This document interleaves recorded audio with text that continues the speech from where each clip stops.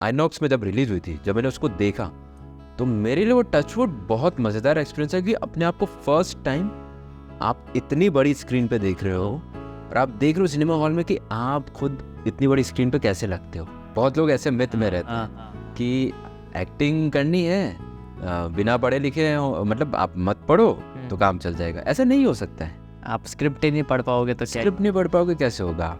तो जो लोग बॉलीवुड में रह करके जो हिंदी सिनेमा बना रहे हैं, स्पेशली जिनका टैग लगा हुआ है बॉलीवुड का, उनकी रीच बहुत है। स्टेज एक एप्लीकेशन है, जस्ट लाइक नेटफ्लिक्स या अमेजन है, वैसे लैंग्वेज ओरिएंटेड स्टेज एक एप्लीकेशन है जो कि क्या है, बेसिकली राजस्थानी और हरियाणा दो स्टेट्स में तो वो अच्छा काम कर रहे हैं। अच्छा। दोनों की वो लैंग्वेज ओरिएंटेड जितने भी फिल्म्स हैं, शॉर्ट फिल्म्स हैं या कोई वेब सीरीज है, हम आम भाषा में क्या बोलते हैं, खान, वो जुबान में ऊपर से आ रहा है। और जब हम खान बोलते हैं, ख के नीचे नुकता है तो ख। ऐसे ही ग जो होता है, गधा वाला ग, उसमें भी घ।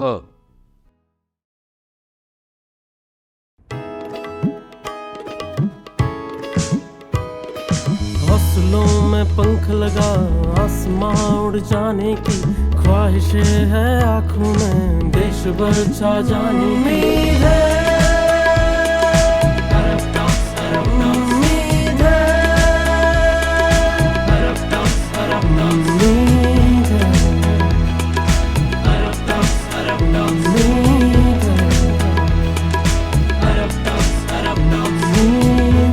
Inspiring stories of humans. नमस्ते दीपेंद्र जी। नमस्ते आनंद जी, स्वागत है आपका हमारे इस पॉडकास्ट में। थैंक यू सो मच, बहुत बहुत शुक्रिया। तो वैसे तो आप काफ़ी नोन है, लोग आपको जानते हैं बाय फेस, आपने काफ़ी सारी मूवीज़ में काम किया है, बट मैं चाहता हूँ कि आप हमारे पॉडकास्ट पर आएँ तो आप अपने बारे में बताएं। ओके, तो सबसे पहले मैं इस बात से शुरू करना चाहूँगा कि भगवान करे आपने जो बोला कि बहुत लोग जानते हैं, ऐसा हो और भी लोग जाने। कोशिश चल रही है लगातार कि हम अपना अच्छा काम करते रहें और उसके थ्रू अगर जो हमें मिल पा रहा है पॉपुलैरिटी या फेम या लोगों का प्यार, तो मिलता चला जाए। तो शुरुआत मेरी उदयपुर से हुई है। मेरी स्कूलिंग जो है उदयपुर से हुई है। सेंट ग्रेवियर्स स्कूल से मैंने स्कूलिंग करी है। उसके बाद मैं जयपुर चला गया था, मेरा कॉलेज वहाँ से हुआ था JNU से, जहाँ पे मैंने बीटेक करा था। उसके बाद मैं वहीं पे रहते हुए मैंने थिएटर भी करा कुछ समय।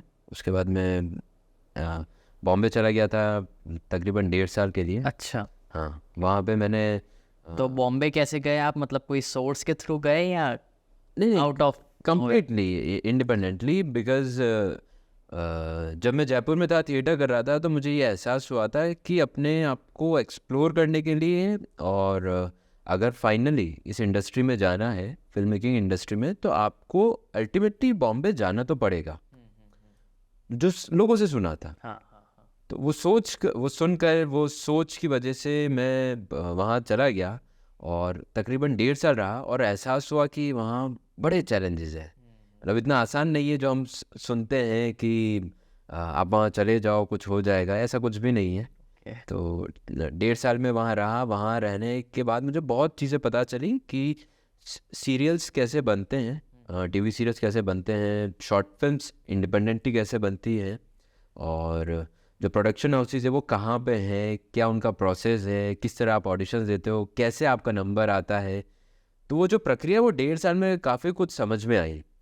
और उसको समझ में आने के बाद मुझे एहसास हुआ कि अभी फ़िलहाल मुझे कहीं ना कहीं अपने आप को और मजबूत करने की ज़रूरत है और अपने फाइनेंसेस को बहुत स्ट्रॉन्ग करने की ज़रूरत है। अगर मुझे बॉम्बे में ही रहना है, तो अगर मुझे इंडिपेंडेंटली वर्क करना है तो मैं वो कहीं से भी रह करके कर सकता हूँ। सही बात।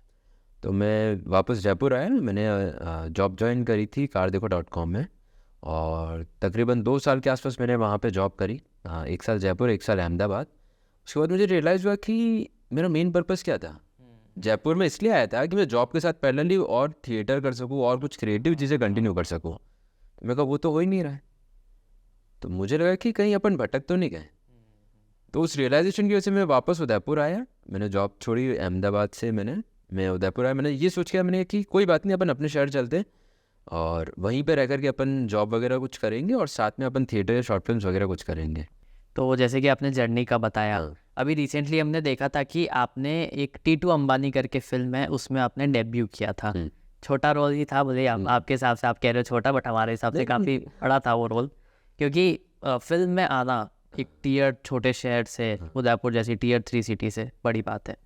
तो इसके अलावा आपने और कौन कौन सी फिल्मों में डेब्यू किया? ओके, तो सबसे पहले मैं इस बात को क्लियर करना चाहूँगा कि छोटा इन द सेंस कि छोटा ऐसे नहीं है कि कुछ भी चीज़ छोटा या बड़ी होती है। अपन कहते हैं ना कि हर कोई भी काम छोटा नहीं होता है। हाँ, वैसे ही एक एक्टर के लिए कोई भी रोल छोटा नहीं होता है।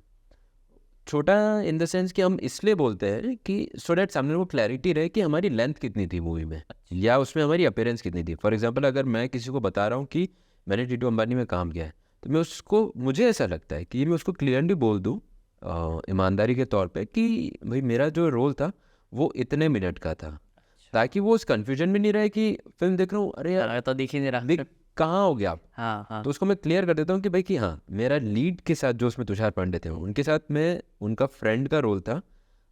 एक बैंक एम्प्लॉय मेरा कैरेक्टर था। तो जहाँ पे बैंक एम्प्लॉय के कैरेक्टर की स्टोरी के हिसाब से रिक्वायरमेंट थी, उन कुछ मिनट्स के लिए मैं वहाँ पे था। वो छोटा भी बहुत मज़ेदार था, ये मैं सच बात बता रहा हूँ।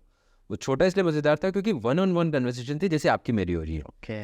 तो जब मैंने उसको आईनॉक्स में जब रिलीज़ हुई थी, जब मैंने उसको देखा, तो मेरे लिए वो टचवुड बहुत मज़ेदार एक्सपीरियंस है कि अपने आप को फर्स्ट टाइम आप इतनी बड़ी स्क्रीन पे देख रहे हो, और आप देख रहे हो सिनेमा हॉल में कि आप खुद इतनी बड़ी स्क्रीन पे कैसे लगते हो। तो बहुत फैसिनेटिंग था, बहुत मज़ेदार था, और मुझे अपने आप को देख करके बहुत एक खूबसूरत एहसास हो रहा था कि वाह, कि हाँ यार, मैं भी कमाल का लग रहा हूँ इतनी बड़ी स्क्रीन पे। क्योंकि कैमरा कैसा था कि एक बार वो दिख रहे थे, वो कुछ बोल रहे हैं, और एक बार मैं दिख रहा था। तो ऐसे 1-on-1 दिख रहे थे, तो उसकी वजह से जब वो दिख रहे थे तो पूरी स्क्रीन पे वो थे, और जब मैं दिख रहा था तो पूरी स्क्रीन पे मैं था। तो बड़ा मज़ेदार एक्सपीरियंस था।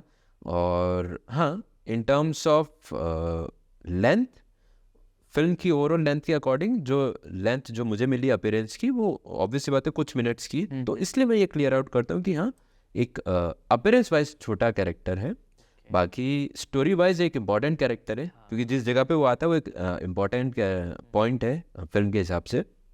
और उसके अलावा और भी जो जो रोल्स किए हैं वो ऐसे ही कि कैरेक्टर्स किए हैं।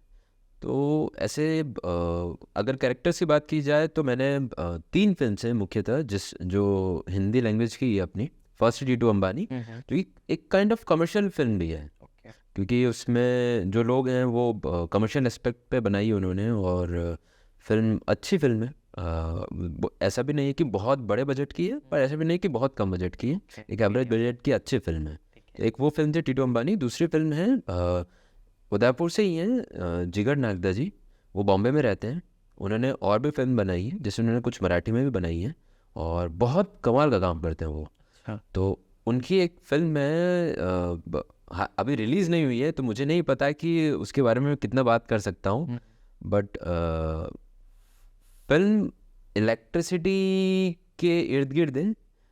फिल्म का नाम है the boy who dreamed of electricity, और उसमें मेरा एक कैरेक्टर है, कैरेक्टर एक गवर्नमेंट एम्प्लॉय का। अच्छा। तो उससे उसकी और जो लीड इसमें प्ले किया है कुणाल मेहता ने, हम दोनों की एक कन्वर्सेशन है, और इत्तेफाक से वो भी 1-on-1 है। अरे वाह। तो ये एक सेकंड इंस्टेंस था जहाँ पर मैं गया और मैंने कहा कि ये कमाल की बात हो गई है। हाँ, सर, मैं एक सरकारी कर्मचारी हूँ, मैं बैठा हूँ और कुणाल मेरे सामने है, और हम दोनों की 1-on-1 कन्वर्सेशन है। कहा ये अगेन कमाल की बात हो गई कि यहाँ पे भी अपने आप को 1-on-1 मिल गया अपने। तो और वो अब इसमें क्या हो जाता है कि इसमें आपको मौका भी मिल जाता है अपने आप को प्रेजेंट करने का, अपनी परफॉर्मेंस दिखाने का। और कहीं ना कहीं जब आप बड़ी स्क्रीन पे ना भी देखो, छोटी स्क्रीन पे देखो, मोबाइल पे देखो, कहीं पे भी देखो, तो आपको अच्छा लगता है कि हाँ, मैं क्या कर रहा हूँ, भले ही वो कुछ मिनट की बात है। तो ये एक सेकंड फिल्म थी। इसके अलावा एक और तीसरी फिल्म है जिसमें भी इत्तेफाक से ये सारे टचवुड है। उस फिल्म का नाम है, ये लोकेश पालीवाल जी की फिल्म है, उदयपुर से ही वो। और ये भी एक कमाल की फिल्म इसलिए क्योंकि फिल्म का नाम है शाही फ्यूनरल, जो कि बहुत सारे कैरेक्टर्स हैं। अच्छा। तो ये एक पहली फिल्म थी इन तीनों फिल्मों में जिसमें मुझे इतने सारे कैरेक्टर्स इतनी ज़्यादा वैरायटी में देखने को मिल रहे हैं। ओके। और मेरा जो खुद का कैरेक्टर है वो बहुत बहुत बहुत डिफरेंट है, तो अपीयरेंस वाइज भी और परफॉर्मेंस ओरिएंटेड भी, क्योंकि वो कैरेक्टर डिफरेंट है तो उसकी परफॉर्मेंस भी थोड़ी सी डिफरेंट है उसकी डिमांड के अकॉर्डिंग। और वहाँ पे भी मुझे एक चीज़ मज़ेदार लगी कि वहाँ पे भी ऐसा शायद कोई ऐसा मौका मिला है मुझे जहाँ पे स्क्रीन पे अगर वो बड़े पर्दे पे रिलीज़ होती तब भी, या मोबाइल पे या किसी पे भी देखते तब भी स्क्रीन पे मैं दिखूँगा इंडिविजुअल, वो भी कुछ मिनट का है, पर वो जो अपीयरेंस मिल रही है आपको वो पूरी सॉलिड और दिखने वाली है। तो देखने में मज़ा आता है जब आपके पास भले ही चंद मिनट होते हैं बट आपको करने का पूरा मौका मिलता है। तो 3 फिल्में हैं जो अभी मुझे याद है, बाकी इसके अलावा कुछ वेब सीरीज़ है जैसे कि जूम की है हैप्पीली एवर आफ्टर, जिसमें नवीन कस्तूरिया जी थे, और ये इसमें मेरे कुछ ये लगभग तकरीबन 8 एपिसोड की सीरीज़ है, और इसमें मेरे कुछ 3 से 4 एपिसोड्स में मैं हूँ। एक कैरेक्टर इसमें मेरा विक्रम होटल मैनेजर का, और उसके अलावा एक MTV की निषेध है, अगेन ये वेब सीरीज़ है, इसमें मैं कुछ 2 एपिसोड्स के आसपास में हूँ मैं। तो जब आपको टीटू अंबानी मिली थी, वो आपकी शायद फर्स्ट फिल्म थी, हाँ, फर्स्ट हिंदी फिल्म। तो वो आपको कैसे मिली, मतलब कैसे आप तक वो लोग पहुँचे? ओके, सो ये कोविड की ड्यूरेशन की बात है, और मैं उदयपुर में एक कंपनी में सोशल मीडिया रिगार्डिंग एक जॉब कर रहा था। अच्छा। तो मेरे एक फ्रेंड है, तरुण नाम है उनका, बहुत अच्छी बात है कि उन्होंने मुझे इसके रिगार्डिंग मैसेज कन्वे करा कि ये फिल्म के रिगार्डिंग ऑडिशंस हैं, तो तुम अपना ऑडिशन भेज दो, और यहाँ से उदयपुर से कुछ AD वगैरह भी हैं, तो शायद उन तक पहुँचेगा या मेन टीम तक पहुँचेगा, ये मुझे कुछ पता नहीं था। मुझे बस इतना पता था कि फिल्म है, अपने को अपना ऑडिशन रिकॉर्ड करना है और ऑडिशन रिकॉर्ड करके भेजो, जो कि आमतौर पे हर किसी प्रोजेक्ट के लिए हमें करना ही पड़ता है। हाँ। अभी तक मैंने जिस भी प्रोजेक्ट में काम किया है बाकायदा मैंने ऑडिशन सब में दिए हैं। ऑडिशन रिकॉर्ड करके आगे जाता है, कौन जज करता है वहाँ पे ये हमें नहीं पता होता है, बट जो भी जज करता है जिस कैरेक्टर के हिसाब से उनको लग रहा होता है कि हम बैठ रहे हैं या सुटेबल हैं, तो हमें कन्वे कर दिया जाता है। तो सेम यहाँ पे भी हुआ कि मैंने ऑडिशन रिकॉर्ड करके भेज दिया, और चूँकि कोविड था तो इस वजह से ऑनलाइन ऑडिशंस चल रहे थे, तो हमको अपनी जगह से रिकॉर्ड करके भेजना था। भेजने के कुछ दिनों बाद मुझे एक रिस्पॉन्स मिलता है कि ऐसा ऐसा कुछ है ना, आप एक कैरेक्टर के लिए समझ में आए हो। अच्छा। तो जो कॉस्ट, बट मेरा ऐसा मानना है कि मैं तब तक कन्फर्मेशन नहीं मानता हूँ जब तक और भी कुछ ज़्यादा वहाँ से कुछ इन्फॉर्मेशन ना मिले। अच्छा। तो जब मुझे बोला गया कि कॉस्ट्यूम डिपार्टमेंट से आपको फ़ोन आएगा अच्छा। आपका मतलब मेजरमेंट जानने के लिए, तब मुझे लगा कि नहीं बॉस अब कंफर्म असली में ये जब मेजरमेंट की बात आ रही है हाँ। तो डेट मीन्स कि हाँ अभी ये लोग आप कंफर्म हो गए हो और आपको एक्चुअली लॉक कर दिया गया है। वरना कई बार क्या होता है कि आपका ऑडिशन पसंद आता है, फिर आपका हो सकता है कि उनको लग रहा है कि आपने जो ऑडिशन रिकॉर्ड करके भेजा उसके अलावा उनको लग रहा है कि नहीं ये इसने इस कैरेक्टर में बैठेगा, तो दूसरे कैरेक्टर की स्क्रिप्ट आपको भेजते हैं, वो आपको अगेन रिकॉर्ड करके भेजना होता है। उसके बाद भी उनको लगता है कि एक बार हम इसका लुक टेस्ट भी ले लेते हैं कि वो अपीयरेंस वाइज हमें कैसा दिख रहा है, क्या हम जो कैरेक्टर वाइज इसकी परफॉर्मेंस देख रहे हैं वो तो अच्छी है, पर क्या वो अपीयरेंस वाइज भी वो उस कैरेक्टर के हिसाब से मैच कर रहा है। तो वो उस अपीयरेंस के लिए भी कभी भी लोग लुक टेस्ट लेते हैं। तो क्या होता है उसमें? उसमें ये होता है कि आपका एक कैमरा सेटअप किया जाता है बेसिकली, और उसमें वो आपसे बेसिक बातचीत करते हैं, इंट्रोडक्शन होता है, और कभी ऐसा भी बोल सकते हैं वो कि उस लुक, हालांकि लुक टेस्ट का मतलब ये नहीं होता है कि आपका ऑडिशन हो रहा है, लुक टेस्ट का मतलब सिर्फ आपके लुक का टेस्ट किया जा रहा है। तो आप हो सकता है कि वहाँ पे वो आपको कॉस्ट्यूम दे दे, वो पहन के आपको दिखाना है। अच्छा, ओके। और अगर उनके कैरेक्टर से वो चीज़ें मैच कर रही हैं तो आप लुक वाइज भी मैच कर रहे हो। अच्छा। ये बेसिक प्रक्रिया होती है। तो चूँकि कोविड का टाइम था तो उन्होंने बोला कि हम इस चीज़ में तो टाइम वेस्ट नहीं करेंगे, ऑडिशन वाइज समझ में आ रहे हो, आपका ये कैरेक्टर है और आपने जो मेजरमेंट भेजा है वो भेज दो, प्लस हम जब आएंगे शूट कर रहे होंगे तो हम आपको डायरेक्टर से मीटिंग करवाएंगे। अच्छा। वहाँ पे जो चीफ AD हैं, जो जस्ट डायरेक्टर के बाद होते हैं, जो फर्स्ट AD भी बोलते हैं कुछ जगह पे, तो वो रहेंगे, डायरेक्टर रहेंगे, और भी कोई एक आधा जना रहेगा, तो वो आपको ब्रीफ करेंगे आपके कैरेक्टर के बारे में। क्योंकि हमें फिल्म की स्टोरी नहीं पता है, हमें अपने कैरेक्टर के बारे में ज़्यादा कुछ मालूम नहीं है, हमें बस हमारे कैरेक्टर की स्क्रिप्ट तक नहीं है पूरी। तो वो सारी चीज़ें आपको, जो आपके सारे सवाल हैं, जितने भी आपके डाउट्स हैं, सब आप अभी अपने पास रखो कोई लोड वाली बात नहीं है। जब आपकी मुलाकात होगी तो सब क्लियर किया जाएगा, और जिस दिन क्लियर किया जाएगा उसके बाद आपको सब पता चल जाएगा। हाँ। तो यही हुआ कि जब वो शूट कर रहे थे तो हमारी मीटिंग हुई थी, और उस दौरान हमें सब जो लोग और भी कैरेक्टर्स प्ले कर रहे थे वो लोग भी वहाँ मौजूद थे। सबको उनके कैरेक्टर्स ब्रीफ किए गए कि आपका ये कैरेक्टर है जिसमें आपके ये डायलॉग्स हैं, और स्क्रिप्ट नहीं दी गई थी। अच्छा, स्क्रिप्ट नहीं दी थी। ओके उन्होंने बोला कि हम आपको बता रहे हैं, स्क्रिप्ट आपको एक दिन पहले ही मिलेगी। ओके। अब इसके तो ऐसा क्यों होता है, ताकि लोग ये याद नहीं कर लें ऐसा? नहीं, इसमें 2 रीज़न है। पहला रीज़न ये है कि कुछ लोगों को ऐसा लगता है कि मतलब बहुत मेहनत से स्क्रिप्ट लिखी जाती है। कहीं ये स्क्रिप्ट एक जने को देने की वजह से है। अगर 20 कैरेक्टर है, 20 को कैरेक्टर्स को उनकी स्क्रिप्ट दी, तो उस कैरेक्टर में बाकी दूसरे लोगों के भी डायलॉग्स होते हैं थोड़े बहुत, हाँ, जो उस कैरेक्टर के साथ उस सीन में है।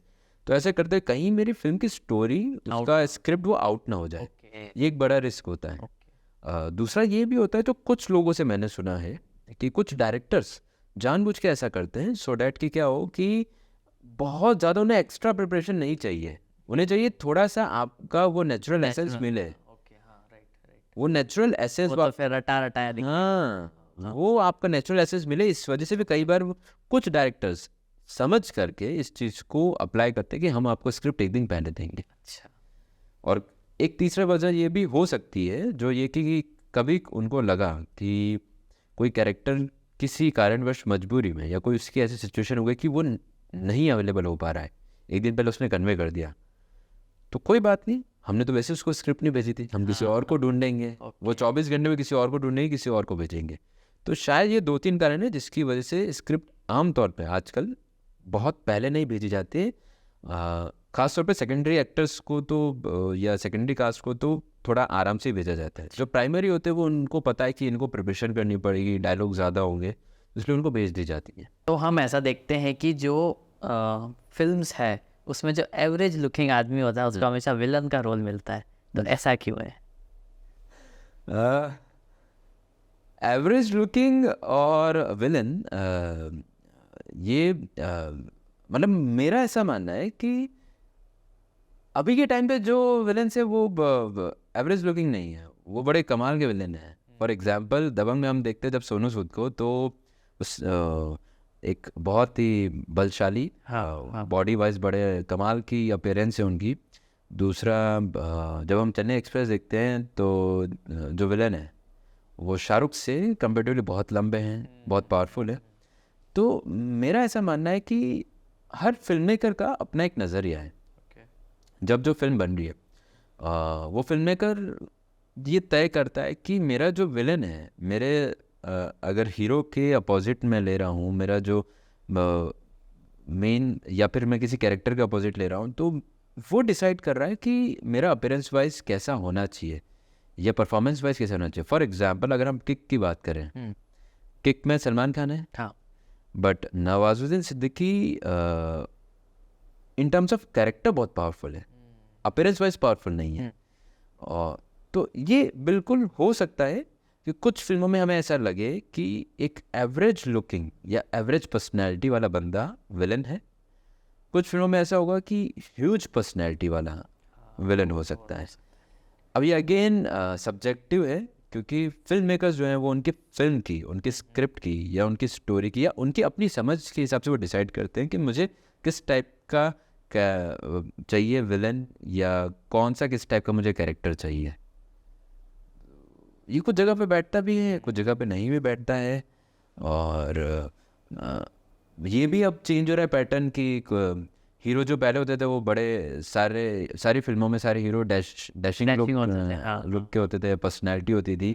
धीरे धीरे वो भी चेंज हो रहा है, क्योंकि सिनेमा चेंज हो रहा है, रियलिज्म आ गया है। तो अभी फॉर एग्जांपल हम 12th फेल थी, जिसमें विक्रांत मैसी थे, जो नो डाउट वो भी अच्छे दिखते हैं, बट ऐसा नहीं है कि वो उनकी पर्सनैलिटी वैसी डैशिंग पर्सनैलिटी है या वो एब्स वाले। पहले ऐसा होता था जो रील में होता था, वो वैसा रियल में नहीं होता था।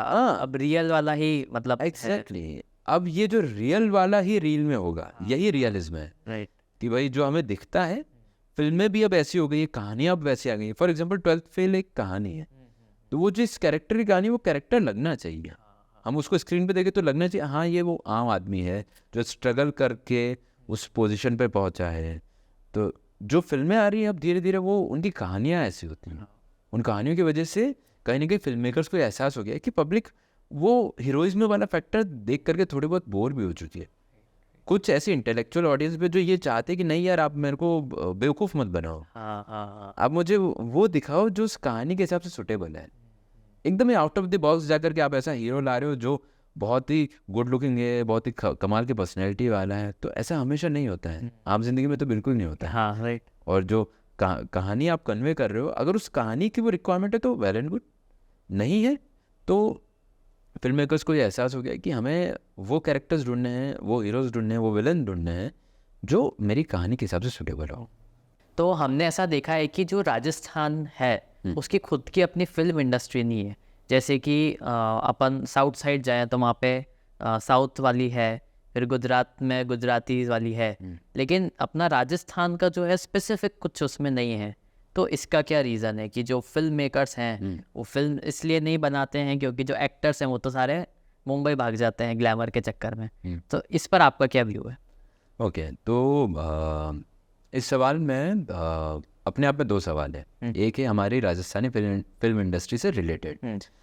राजस्थानी फिल्म इंडस्ट्री का फ्लरिश नहीं होने का एक सबसे बड़ा कारण है कि जो दूसरे जो जोन्स हैं, जो दूसरे जो प्रांत स्टेट्स हैं, उनमें जैसे फॉर एग्जांपल गुजरात हो गया, महाराष्ट्र हो गया, यहाँ पे जो भाषा जिसमें सिनेमा बन रहा है, जिसमें फिल्में बन रही हैं, वो भाषा उनके घर में बोली जा रही है, वो भाषा उन्हें स्कूलों में सिखाई जा रही है, वो भाषा उनकी दैनिक दिनचर्या में आ रही है, राइट।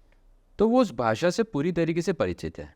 इसलिए कमर्शियली भी जो सिनेमा वहाँ पे बन रहा है, जैसे फॉर एग्जांपल गुजराती फिल्म बन रही है, वो गुजराती में बन रही है, मराठी फिल्म मराठी में बन रही है, क्योंकि बनाने वाले को कॉन्फिडेंस कॉमन है, क्योंकि लॉन्ग में कॉमन है, बनाने वाले को कॉन्फिडेंस है कि मैं जो बना रहा हूँ उस लैंग्वेज को लोग जानते हैं। अब दिक्कत क्या है कि राजस्थान में हमारे पास ये एक चैलेंज है कि हम मेवाड़ी में फिल्म बनाते हैं तो वो फिर भी चलो ठीक है, हिंदी से थोड़ी सिमिलर है, बट अगर ऐसी कोई भाषा है फॉर एग्जांपल शेखावटी, हो सकता है शेखावटी मुझे नहीं आती हो, बहुत सारे लोगों को यहाँ पे उदयपुर में नहीं आती हो, तो हमारे पास जितने जोन हैं, शेखावटी हो गया, मारवाड़ी हो गया, मेवाड़ी हो गया, इतने सारे जोन से, और हर कुछ किलोमीटर्स पे उसी सेम का मतलब एक्सेंट बदल रहा है, उसके वर्ड्स बदल रहे हैं। मैं मेवाड़ी जो बोल रहा हूँ उदयपुर में, हो सकता है कि थोड़ा सा आगे राजसमंद या चित्तौड़ जाने पे वो मेवाड़ी का एक्सेंट, उसके शब्द बदल जाए। तो अब ये बड़ा कन्फ्यूजन है कि आप जो बना रहे हो उसको देखने वाली ऑडियंस कितनी है, और अगर आपके पास एक कॉमन ऑडियंस नहीं है तो आप इतनी मेहनत से जो इन्वेस्ट कर रहे हो, जो मेहनत हो रही है, वो देखने वाले नहीं है, तो फिर आपका कहीं ना कहीं कुछ लोगों के लिए हो सकता है कि ये बड़ा डिमोटिवेटिंग रहा होगा कमर्शियली, इस वजह से हम चीज़ें सक्सेसफुली नहीं बना पाए हैं, जिसकी वजह से राजस्थानी फिल्म इंडस्ट्री फ्लरिश नहीं हो पाई है। हालांकि स्टेज एक एप्लीकेशन है, जस्ट लाइक नेटफ्लिक्स या अमेजन है, वैसे लैंग्वेज ओरिएंटेड स्टेज एक एप्लीकेशन है जो कि क्या है, बेसिकली राजस्थानी और हरियाणा दो स्टेट्स में तो वो अच्छा काम कर रहे हैं। अच्छा। दोनों की वो लैंग्वेज ओरिएंटेड जितने भी फिल्म्स हैं, शॉर्ट फिल्म्स हैं या कोई वेब सीरीज़ है, वो उसी लैंग्वेज में लेते हैं जिस सेगमेंट में वो काम करें। फॉर एग्जांपल राजस्थान में तो वो राजस्थानी लैंग्वेज में होनी चाहिए, हरियाणा में है तो हरियाणी लैंग्वेज में होनी चाहिए। इसकी वजह से ज़रूर ये गुंजाइश है कि धीरे धीरे हमारा राजस्थानी जो कंटेंट है धीरे धीरे लोगों तक पहुंचेगा। चैलेंज अभी भी है, सेम चैलेंज है, सॉल्व नहीं हुआ है, क्योंकि जो जयपुर के लोगों ने बनाई है या शेखावटी में किसी ने बनाई है तो हो सकता है वो मैं नहीं समझ पाऊँ, अभी भी वो चैलेंज है, बट स्टिल उस एप्लीकेशन की वजह से थोड़ा बहुत ये रिजॉल्व हो रहा है कि कुछ लोग बड़े स्मार्टली इसको कर रहे हैं कि जो वो बना रहे हैं उस लैंग्वेज में तो बना रहे हैं, पर उसके वर्ड्स वो थोड़े ईजी रख रहे हैं, ताकि समझ में आ जाए। जैसे फॉर एग्जांपल यहाँ से भी कुछ एक फिल्म्स बनी है, शॉर्ट फिल्म्स बनी है, तो वो मेवाड़ी में बनी है, पर वो ऐसी है कि थोड़ी आसान शब्दों में ली गई है, शायद हिंदी से सिमिलर कुछ शब्द लिए गए हैं, कहीं पे कुछ टच दिया गया है राजस्थानी का, तो उससे क्या है कि धीरे धीरे वो एक सुनने वाले के लिए वो सहज हो जाता है, समझ में आ रहा है। जयपुर में बैठा अभी इवन नॉन राजस्थानी भी उसको समझ सकता है। तो ऐसे कुछ बड़े स्मार्टली कुछ लोग कर रहे हैं, और धीरे धीरे होपफुली कि इस तरीके से हो सकता है कि राजस्थानी सिनेमा धीरे धीरे अपलिफ्ट हो जाए। तो ये तो हो गया राजस्थानी सिनेमा। अब बहुत लोग बॉम्बे भाग रहे हैं, तो अब सच्चाई यही है कि जितने भी रीजनल सिनेमा हैं, रीजनल सिनेमा तो अब जाकर के बहुत फ्लरिश हो रहा है। पहले उतना फ्लरिश नहीं था। तो पहले हम जब कंपेयर करते हैं बॉलीवुड को, जो मेन स्ट्रीम हिंदी सिनेमा है, क्योंकि हिंदी सिनेमा में सिर्फ बॉलीवुड अकेला एग्जिस्ट नहीं करता है, बहुत सारे अलग अलग जोन्स में भी हिंदी सिनेमा बनाया जाता है, इंडिपेंडेंट फिल्म मेकर्स भी हैं। तो जो लोग बॉलीवुड में रह करके जो हिंदी सिनेमा बना रहे हैं, स्पेशली जिनका टैग लगा हुआ है बॉलीवुड का, उनकी रीच बहुत है कमर। और एक्चुअली देखा जाए तो वो उस हब में है जहाँ से चीज़ें हो रही है।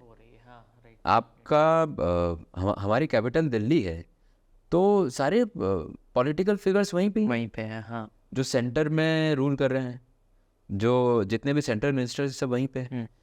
तो अगर आप उस हब के आसपास हो, बॉम्बे में हो, आप बॉम्बे के आसपास हो, तो आपके लिए इजी हो जाता है, क्योंकि वो लोग वहाँ उस सेगमेंट के एक्सपर्ट्स बहुत सारे लोग वहाँ मौजूद हैं।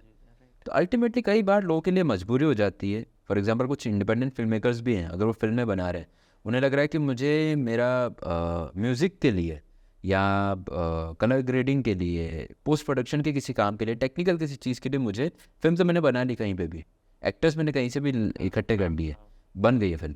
पर कुछ चीज़ें ऐसी हैं जो टेक्निकलिटी की वजह से मैं अटक रहा हूँ, मैं नहीं कर पा रहा हूँ या वो नहीं कर पा रहे, तो वो इस वजह से भी फिर वो बॉम्बे जाते हैं उस काम के सिलसिले में। और एक्टर्स हो गया या फिल्म मेकर्स इसलिए जाते हैं क्योंकि वहाँ पे बहुत सारे लोग फिल्म बना रहे हैं, वेब सीरीज़ बना रहे हैं, तो हर जने को ये लगता है कि जहाँ पे हब है वहाँ पे इतना काम हो रहा है, तो शायद मुझे भी मौका मिल जाएगा, मुझे भी मौका मिल जाएगा। ये चाह है, इस वजह से इंसान सफ़र करके अलग अलग जगह से जाता है। दूसरा, हमने जो कहानियाँ सुनी हैं, बिहार से निकलते हैं मनोज वाजपेयी, वहाँ जाकर के वो जो काम कर रहे हैं, तो उन्हें मौका मिल रहा है, तो कहीं ना कहीं प्रूव हो रहा है कि एक प्रूफ है हमारे पास कि हाँ, कि बिहार से निकला हुआ आदमी भी बॉम्बे जाकर के अच्छा काम कर रहा है। तो अभी जैसे कि आपने बताया कि लोग मुंबई इसलिए जाते हैं ताकि उनको वहाँ अपॉर्चुनिटीज़ और वो मिलती है।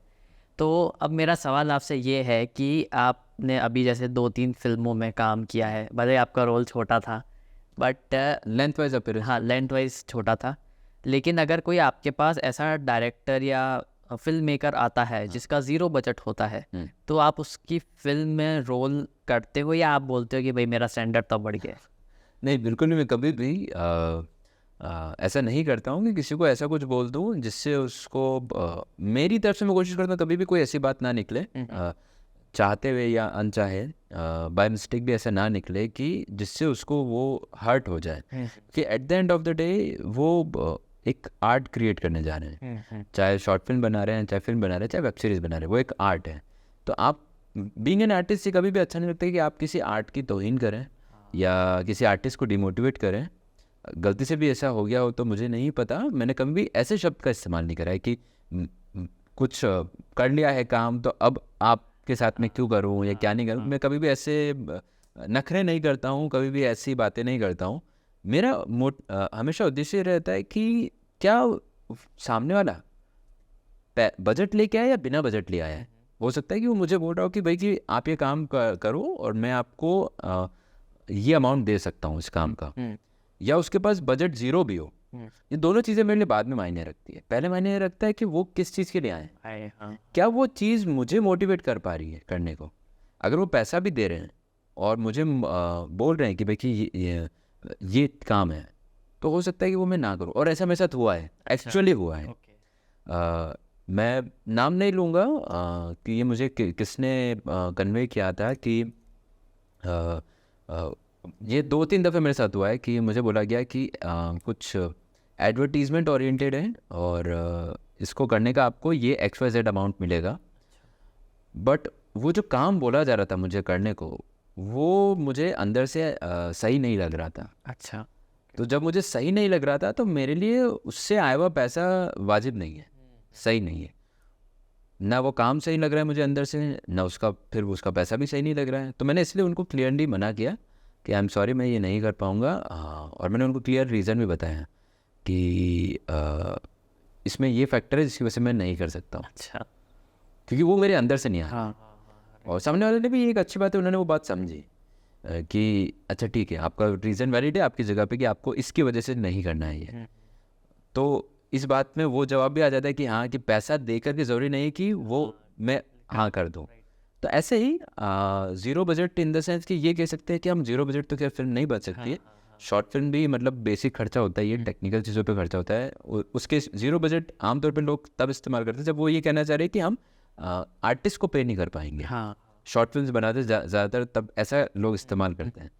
तो उस केस में अगर वो आर्टिस्ट को नहीं पे कर पा रहे हैं तो मैं उस वक्त सिर्फ यही देखता हूँ कि क्या ये काम जो वो कहानी लेके आए हैं वो मज़ेदार है, क्या उसमें मुझे मज़ा आ रहा है, वो मैं कन्विंस हो पा रहा हूँ अंदर से, तो मेरे लिए वो बिल्कुल जायज़ है वो काम करना। तो आराम से कर सकते। तो कर सकते हैं। हाँ, अगर मुझे पता चलेगा कि उनके पास कोई प्रोड्यूसर है हाँ फिर भी वो पैसा नहीं दे रहे हैं, तो सवाल उठेगा हाँ कि भाई आपके पास प्रोड्यूसर है, आपके पास फाइनेंसर है, आपके पास पैसा आ रहा है, आप बजट लगा रहे हो और फिर भी आप ये कह रहे हो कि हम आर्टिस्ट को पे नहीं कर पाएंगे, तो ये क्वेश्चन मार्क है कि ऐसा क्यों। तो फिर आप आर्टिस्ट की तौहीन कर रहे हो, फिर आप खुद अपने आर्ट की तौहीन कर रहे हो, तो उस केस में ये गलत हो जाता है। बाकी अगर सेल्फ फंडेड है और जेन्युइनली वो बोल रहे हैं कि मेरे पास पैसा नहीं है आपको अभी पे करने का, हो सकता है कि मैं आपको बाद में पे करूं, ये मैं आपको इस प्रोजेक्ट में नहीं करके किसी और प्रोजेक्ट में पे कर दूंगा, तो भी मैंने काम करा है और मेरे को उसमें बिल्कुल कंफर्टेबल हूँ मैं कि अच्छा काम करने में कभी भी मैं परहेज़ नहीं करता हूँ। पर जहाँ मेरे को लगता है कि झोल है वहाँ मैं पहले से दूर होना बेहतर महसूस करता हूँ कि ठीक है कोई बात नहीं, जो है ठीक है। तो अगर मैं चाहूँगा कि जो भी हमारी ऑडियंस देख रही है उसमें से भी कुछ ऐसे लोग होंगे जिनको एक्टर्स बनना होगा, तो वो क्या 5 एडवाइसेस आप देना चाहोगे to an aspiring actor? Okay, so सबसे पहली एडवाइस मैं ये देना चाहूँगा कि जो भी फिल्म मेकिंग सेगमेंट में आना चाहते हैं या टीवी सीरियल्स में भी जाना चाहते हैं, किसी भी सेगमेंट में जाओ आप, अगर आपको एक जेन्युइनली एक आर्टिस्ट बनना है, एक एक्टर बनना है, तो हर वो चीज़ जो आप सुन रहे हो उस सुनी सुनाई बात पे यकीन मत करो। आप सुनो, ये भी रिसर्च करो। हाँ बिल्कुल, उस पर रिसर्च करो, आप सुनो समझो और फिर देखो कि वो आपके लिए कितनी एप्लीकेबल है। आपने सुना है कि एक इंटरव्यू में फॉर एग्जांपल कि किसी ने बताया कि भाई कि उस एक्टर ने ये एक्सपेरिमेंट करा था अपने रोल प्रिपेयर करने के लिए, अपने रोल की प्रिपरेशन में, तो ऐसा ज़रूरी नहीं है कि आपके लिए भी वो एप्लीकेबल हो। फॉर एग्जांपल कि मैं हटा दूँ, तो फॉर एग्जांपल कि डैनियल डे लुइस का बहुत फेमस इंस्टेंस है, मतलब ये किस्सा है जो मैंने सुना था या पढ़ा था जब मैंने उनकी फिल्म देखी, उसके बाद मैंने उनके बारे में जानकारी ली कि उनकी एक फिल्म है माय लेफ्ट फुट, बहुत कमाल की फिल्म है और जिसमें उनका जो कैरेक्टर है वो ऐसा है कि मतलब वो प्रॉपर्ली वर्क नहीं कर सकता, प्रॉपर्ली बोलचाल नहीं कर सकता है, चल फिर नहीं सकता है। तो उन्होंने अपनी उस प्रिपरेशन के लिए खास तैयारी करी कि वो सेट पे जाते थे तो वो खुद अपने हाथ से खाना नहीं खाते थे, उन्हें कोई और खिलाते थे क्योंकि वो कैरेक्टर उनका कैरेक्टर है। हाँ हाँ। तो ठीक है, उनके लिए वो प्रिपरेशन उस मोमेंट पे वैसी रिक्वायर्ड थी। और ज़रूरी नहीं है कि हम जब शॉर्ट फिल्म करने जाएं तो हम इस तरह का कोई अजीब चीज़ कर लें, क्योंकि हमारे पास ज़रूरी नहीं कि वो रिसोर्सेज अवेलेबल हो। हाँ हाँ हाँ।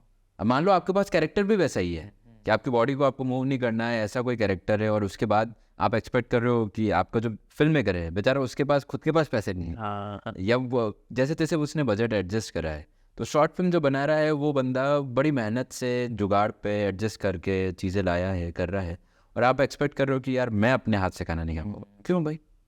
तो हर सुनी हुई बात को हर जगह पे अप्लाई किया जाए ज़रूरी नहीं है। तो सबसे पहली बात, आप जो सुन रहे हो उसको समझो, अपने दिमाग में रखो, और अगर ऐसा कोई मौका मिल रहा है कि आपने जो सुना उससे आपको कुछ सीख मिली है, तो उस सीख को हो सकता है कि आप किसी और वे में ट्रांसफॉर्म करें, कहीं और अप्लाई करें। एग्जैक्ट वैसा अप्लाई हो ज़रूरी नहीं है। तो पहला तो ये। दूसरा ये कि बहुत ज़रूरी है, जो हर अच्छे अभिनेता से मैंने भी सुना है, सेम बात मैं कहूँगा, हमारे लिए पढ़ना भी ज़रूरी होता है। बहुत लोग ऐसे मिथ में रहते हैं कि एक्टिंग करनी है बिना पढ़े लिखे मतलब आप मत पढ़ो तो काम चल जाएगा। ऐसा नहीं हो सकता है। आप स्क्रिप्ट ही नहीं पढ़ पाओगे तो क्या? स्क्रिप्ट नहीं पढ़ पाओगे कैसे होगा? आप मान लो आपके पास हिंदी में ही आ रही स्क्रिप्ट, ठीक है, अब आपको डिक्शन की समझ नहीं है।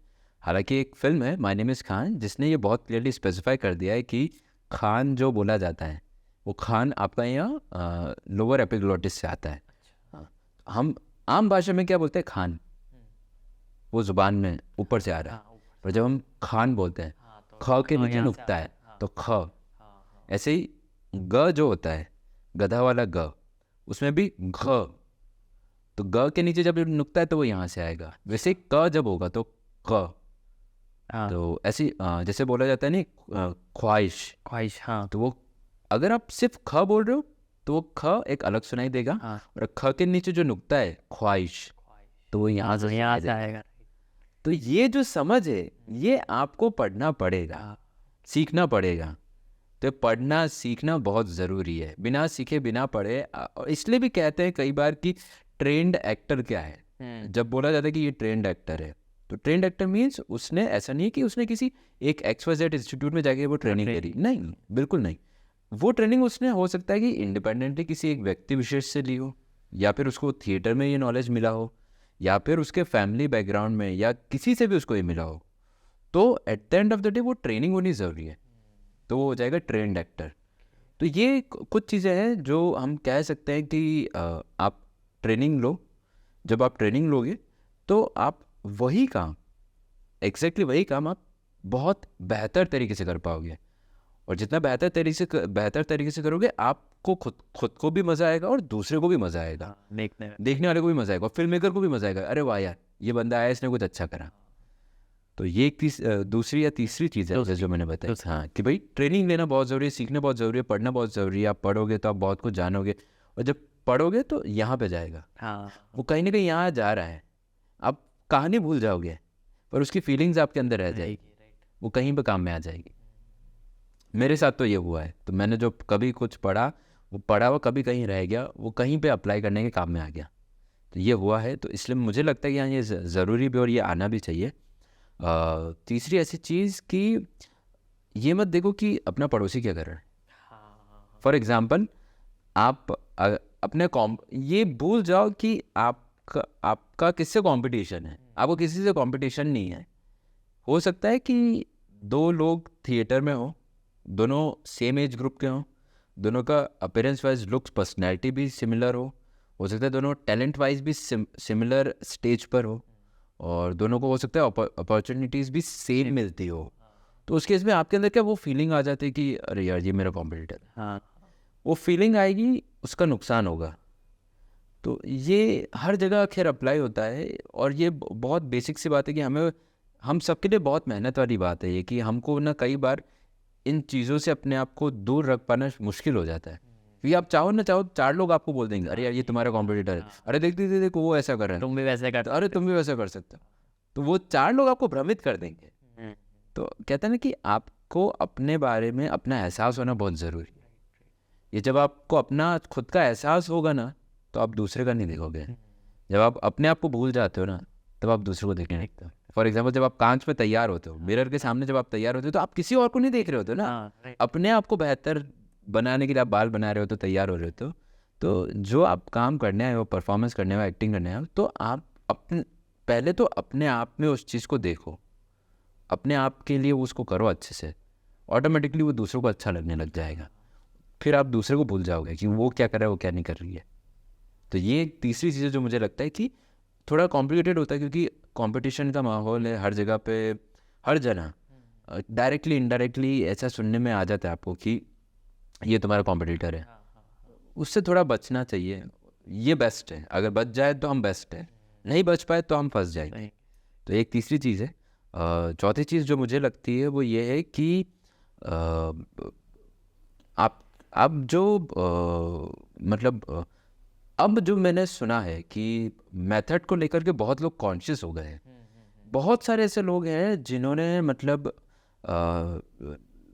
जो जैसे शॉर्ट फिल्म्स बन रही है, उदयपुर की मैं बात करूँ कि अगर शॉर्ट फिल्म बन रही है, मैं मान लो कि कहीं उस शॉर्ट फिल्म में एक कैरेक्टर प्ले कर रहा हूँ और मेरे साथ और भी लोग हैं जो कैरेक्टर्स प्ले कर रहे हैं। वहाँ पे किसी एक सज्जन व्यक्ति ने ऐसी बात कह दी किसी और को कि मेथड में ऐसा होता है, मेथड में जाने से, मेथड को अप्लाई करने से आप इतनी कमाल की एक्टिंग कर पाते हो। अब क्या है कि वो जो बोलने वाला है हो सकता है उन्हें ज्ञान हो उस चीज़ का, और सुनने वाले को उसका पूरा ज्ञान नहीं हो, तो उसने सिर्फ वो सुन लिया मेथड। हाँ। अब वो जब घर जाएगा तो घर जा करके उसको ढूंढेगा, और भी वो 50 चीज़ें ढूंढेगा, वो सोचेगा यार कि ये चीज़ मुझे करनी है, इसकी वजह से मैं एक बेस्ट एक्टर बन जाऊँगा। पहली बात, आप परफेक्ट बन ही नहीं सकते हो, कि परफेक्शन, ये सच बात है कि परफेक्शन मीन्स आप भगवान नहीं बन सकते। परफेक्शन इज गॉडलीनेस, तो आप भगवान तो बन ही नहीं सकते हो, परफेक्ट हो ही नहीं सकते हो। आप जितना भी कर लो, इक्का दुक्का कुछ ऐसा रह जाएगा जो आपको लगेगा करने के बाद में कि यार शायद ये और करते तो बेहतर हो जाता। तो आप उस चीज़ को एक्सेप्ट करो कि आप जो कर रहे हो उसमें इम्परफेक्शन की गुंजाइश रहेगी, हो सकता है परफेक्शन के करीब हो, और जितना बेहतर आप कर सकते हो अपने अंदर से उतना करो। उसमें फिर ये ज़रूरी नहीं है कि आपने मेथड अप्लाई करा हो, ये भी ज़रूरी नहीं है कि आप अब बिना मेथड के कर रहे हो, क्योंकि अल्टीमेटली लोगों को ये चाहिए कि फाइनल आउटपुट वो देखते हैं कि आपने जो करा वो अच्छा है, उस कैरेक्टर की डिमांड के अकॉर्डिंग, आपको फिल्म मेकर सेटिस्फाइड है, देखने वाले लोगों को अच्छा लग रहा है, आपको खुद को अच्छा लग रहा है, और सब चीज़ सही है तो सही है। सही है। आपने 50 चीज़ें सीख ली, 50 चीज़ें पढ़ ली, मेथड अप्लाई कर दिया, and at the end of the day वो आउटपुट नहीं आया, तो आपने वो जो करा वो कुल मिला करके उसका फ़ायदा नहीं होगा। तो ये जो बहुत सारे लोग अब जो मेथड की बात करने लगे हैं, बिल्कुल मैं मानता हूँ कि मेथड एक अपने आप में एक टूल है, एक औजार है, जिसके थ्रू हो सकता है कि आपके लिए एक रास्ता निकल जाए उस कैरेक्टर के नज़दीक पहुंचने का, उस परफॉर्मेंस को और बेहतर बनाने का। इसको मैं एक्सेप्ट करता हूँ कि मेथड आपको हो सकता है हेल्प करे, हर जगह हेल्प करे नहीं है ऐसा। कुछ जगह पे आपको लगेगा कि यहाँ पे बिना मेथड के ही करना है, नेचुरली करना है, जो है बस करो, वही दिखाता है। वही उस कैरेक्टर की डिमांड है, तो वो पर्सनैलिटी या वो कैरेक्टर, वो डिमांड वैसी है। कुछ जगह पे आपको लगेगा नहीं यार यहाँ पे मेरे को कुछ चीज़ किसी तरीके से करनी है, और आपको at the end of the day ना आपको हर जगह पे अपना अपना एक प्रोसेस ढूंढना पड़ेगा। कि आप कुछ करने गए, उसमें आपने सुन लिया कि यार ये मेथड ऐसा होता है, ऐसे अप्लाई करते हैं, ज़रूरी नहीं है, आपने उसमें अपना कुछ ऐड ऑन करना पड़ेगा। जब आप अपने नॉलेज में कुछ अपना ऐड ऑन करते हो जो आपके कैरेक्टर के हिसाब से ज़रूरी है, तो फिर वो जो बनेगा वो आपका अपना मेथड होगा, आपका अपना प्रोसेस होगा, और अल्टीमेटली वही मज़ेदार है। वो जो सुन लिया, वो जो पढ़ लिया, वो अच्छा है हमारी समझ के लिए, हमारे नॉलेज के लिए, ताकि हम उसे सही समय आने पर सही जगह पे सही तरीके से अप्लाई कर पाए। बहुत ज़्यादा लोग जो अभी नए नए बहुत सारे ऐसे हैं जो मुझे कभी कभी मिले हैं कि उन्होंने एक दो दफ़े पूछ लिया भैया यार मैं ये मेथड एक्टिंग में ये और वो, मुझे ऐसा लगा कि इतना ज़्यादा कंफ्यूज नहीं होना है। उतना ज़्यादा कंफ्यूज होने उलझने की वजह से आपको जो आता है वो भी आप नहीं कर पा रहे, तो क्या फ़ायदा। तो सिंपल रहो, सहज रहो, ऑटोमेटिकली मेथड अप्लाई करना है करो, वो जहाँ पे अप्लाई होना होगा वहाँ पे ऑटोमेटिकली आपको समझ में आएगा कि हाँ यहाँ पे मैं इतना सीमित वे में इस चीज़ को इस तरीके से कर सकता हूँ, और वो आपको अपना मेथड होगा, आपका अपना प्रोसेस होगा, और वो बेस्ट है। और पांचवा, हाँ पांचवा यही कि आप किसी भी मिथ में मत जाओ। जो सुनते हो या जो समझते हो, आपने मेथड एक्टिंग भी पढ़ ली है, सीख ली आपकी, अच्छा ये भी एक बहुत बड़ा फैक्टर है कि आपने जो पढ़ा है कितना थियोरेटिकल है कितना प्रैक्टिकल है, ये बहुत मायने रखता है। क्योंकि एक्टिंग एक परफॉर्मिंग आर्ट है, आप परफॉर्म करने चाहिए, आपकी वो परफॉर्मेंस में आना चाहिए। आपने 500 चीज़ें पढ़ ली, 500 चीज़ें सीख ली, आप किसी फिल्म इंस्टीट्यूट से हुआ है, या आपने कहीं पे मान लो लेट सपोज आपने कहीं जाकर के आपने क्योंकि बहुत सारी अब वर्कशॉप्स भी होती है, कहीं पे किसी ने लगाया कि भाई हम आपको मेजनर टेक्निक सिखा देंगे या मेथड एक्टिंग के बारे में आपको सिखाएंगे वर्कशॉप में, आप गए, आप सीख के आ गए, आपको लगा और भैया मुझे मेथड एक्टिंग नहीं आई, ऐसा ज़रूरी नहीं है। आपको उन्होंने कुछ चीज़ नॉलेज शेयर किया है, आपने सीखा है, जब आप अप्लाई करोगे तो धीरे धीरे आपको एहसास होगा कि अप्लाई करते करते वो और डेवलप होएगी। तो पढ़ना अच्छा है, सीखना ज़रूरी है, पर उसको अप्लाई करना और ज़्यादा ज़रूरी है। अगर वो नहीं है तो जितना सीखा, जितना पढ़ा, सब गया। तो ये सबसे इम्पोर्टेंट है, जो 5वां है जो सबसे इम्पोर्टेंट है, मतलब 5वां ही इम्पोर्टेंट है जो बताए।